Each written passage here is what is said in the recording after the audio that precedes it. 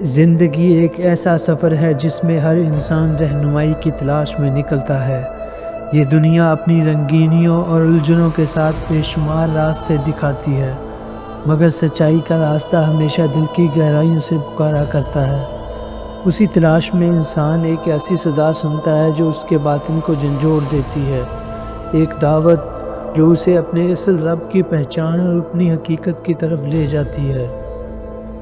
یہی پہلا پیغام ہے جسے ہم قرآن کی پہلی سورت بھی کہتے ہیں، آغاز کی وہ صدا جو انسان کو یاد دلاتی ہے کہ کائنات کے ہر رنگ، ہر حرکت اور ہر لمحے کے پیچھے ایک ایسا مالک ہے جو سب کا پروردگار ہے،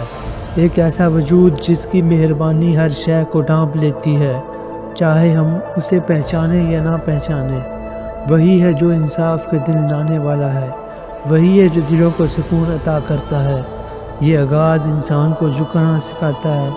یہ یاد دلاتا ہے کہ اصل طاقت، اصل سہارا اور اصل منزل ایک ہی ہے،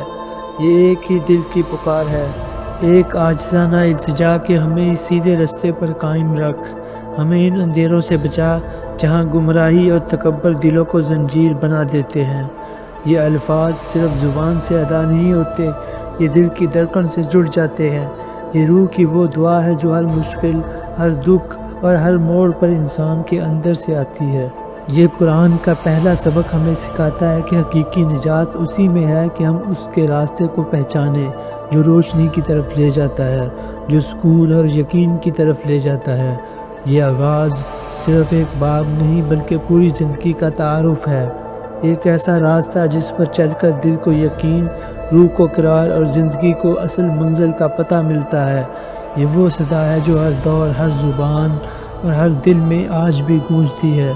ہمیں یاد دلاتی ہے کہ سب کچھ اللہ کے سامنے جھکنے سے شروع ہوتا ہے اور اسی پر ختم ہوتا ہے۔